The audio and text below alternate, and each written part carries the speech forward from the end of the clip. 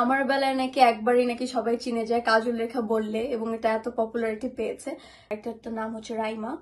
আর দর্শকদের আমার মনে হয় অনেক বেশি ভালো লাগবে। আমি তো ভীষণ পরিমাণে এক্সাইটেড আসলে, কারণ কাজল রেখা যখন রিলিজ হয়েছিল আমি দর্শকের ভীষণ পরিমাণে সাড়া পেয়েছিলাম।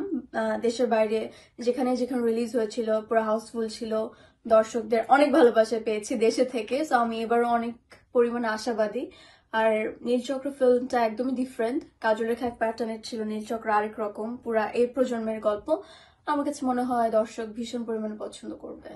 এই মুহূর্তে আসলে তো সবকিছু বলে দিতে পারছি না, কিন্তু এতটুকু বলতে পারি যে আমার ক্যারেক্টারটা হচ্ছে খুবই সুইট, সিম্পল, আবার স্ট্রং, সবকিছু মিলিয়ে অ্যাকচুয়ালি। কারণ মানুষের লাইফে তো অনেক কিছু হয়, আপস অ্যান্ড ডাউনস যায়, তো সবকিছুই স্টোরিটার মধ্যে আছে। আর এতটুকু বলতে পারি যে আমার ক্যারেক্টারটার নাম হচ্ছে রাইমা। আর দর্শকদের আমার মনে হয় অনেক বেশি ভালো লাগবে।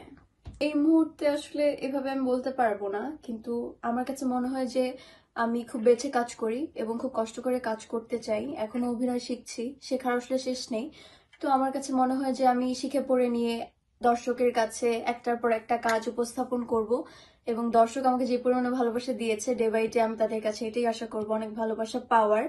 এবং আমি এটা আসলে পুরোপুরি দর্শকদের হাতেই ছেড়ে দিতে চাই, তারা আমাকে কোথায় দেখতে চায়। কারণ অ্যাজ এ আর্টিস্ট হিসাবে আমার কাছে মনে হয় আমরা দিন রাত পরিশ্রম করে অনেক কাজ করি, কিন্তু দর্শকদের হাতেই থাকে কাকে কোন লেভেল অব্দি নিতে পারে। কারণ দর্শকরাই আলটিমেটলি আমাদের সিনেমা দেখতে চায়, তাদের জন্য আমাদের হল হাউসফুল হয়। সো আমার মনে হয় যে আমি কোথায় দিন শেষে বা কত বছর পর নিজেকে দেখতে পারবো, আমার তো অফকোর্স স্বপ্ন আছেই, কিন্তু আমার মনে হয় দর্শক ম্যাটার করে অ্যাকচুয়ালি।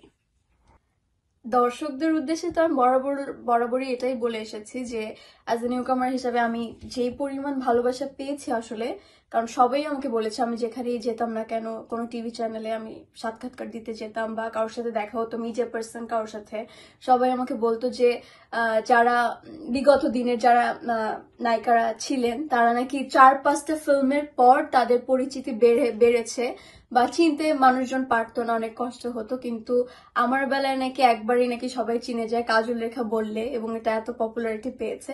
তো সবাই এইভাবে বলতো, আর আমি নিজেকে আসলে মনে করি অনেক ভাগ্যবতী।